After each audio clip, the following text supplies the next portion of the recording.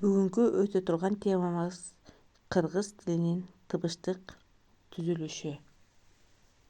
Кыргыз тилинде 36 тамга, 39 тыбыш жана 39 фонема бар. Алгач тыбыш, тамга, фонеманын табиятын түшүнүп алабыз. Тамга тыбыштарды белгилөө үчүн кабыл алынган шарттуу белге. Тыбыш абанын толкуну менен кулакка угулуучу үн. Фонема сөздөрдү морфемалардан айырмалаш үчүн колдонулган тилдин тыбыштык системасынын эң кичине бирдиги. Тамга тыбыш жана фонемалардын сандарындагы айырмачылык алардын өзгөчөлүгүнөн болот. Алфавитте белгиленген белгилердин баардыгы тамга болуп эсептелет, бирок баары эле тыбыш эмес. Ичкертүү жана ажыратуу белгиси тамга, бирок тыбыш эмес. Е, ё, я, ю тамгалары. Бирок булар да тыбыш эмес. Себеби алардын ар бири эки тыбыштан турат. Ый э, ый о, ый а, ый у. К, г ж тамгалары экиден тыбышты билдирет.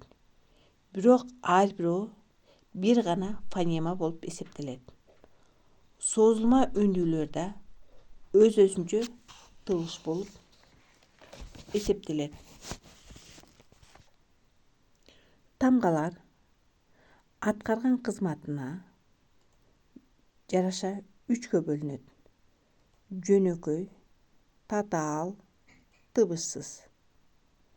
Жөнөкөй тамгалар бир тамга бир тыбышты белгилейт. Ар бир тыбыш өзүнчө тамга менен белгиленсе, үйрөнүүгө жана жазууга жеңил, кошумча эрежелерди талап кылбайт. Ошон үчүн жөнөкөй тамгалар деп аталат. Алар А, Б, В, Д, З, И, Й, Л, М, Н, Ң, О, Ö, П, Р, С, Т, У, Ү, Ф, Х, Ч, Ш, И, Э. Экинчи, татаал тамгалар. Булардын жазылышы менен окулушу жагында айырмасы бар. Алар кошумча эрежелерди талап кылбайт. Сөздөрдү уңгу жана мүчөлөргө ажыратууга тоскоолдук келтирет. Ошол үчүн алар татаал тамгалар деп аталат. Алар ё, е, ю, я, к, г, ж, ц, ш. Тыбышсыз тамгалар үчүнчү. Бул тамгалар фонетикалык касиети жок болгону менен тиги же бул тамганы жандап, ага кошумча боек берет. Алар ичкертүү жана ажыратуу белгилери. Кыргыз тилинин төл сөздөрүндө бул тамгалар колдонулбайт. Фонема жогоруда айтылгандай, тилдин тыбыштык системасынын майдаланып бөлүнбөй турган эң кичине жана типтүү бирдиги. Бул бирдик сөздөрдү жана морфемаларды бири-биринен ажыратуу, айырмалоо милдетин аткарат. Кыргыз тилинде 34 фонема бар. Алар А, Б, В, Г, Д, Ж, З, И, Й, К, Л, М, Н, Ң, О, Ö, П, Р, С, Т, У, Ү, Ф, Х, Ч, Ш, И, Э, А соолмөөлөрдөн Э, О, Ö, У, Ү. Эмне үчүн кыргыз тилиндеги тыбыш, тамга, фонемалардын саны ар башка. Ошол ар башкалыкка токтолобуз кыскача. Себеби биринчи е, ё, ю, я тамгаларынын өзүнө тиешелүү тыбышы жок. Ичкертүү жана ажыратуу белгилеринин тамгасы бар да тыбышы жок. К, Г, Ж тамгалары экиден тыбышты билдирет. Созулма үндүүлөр өзүнчө тамгалар менен белгиленбейт.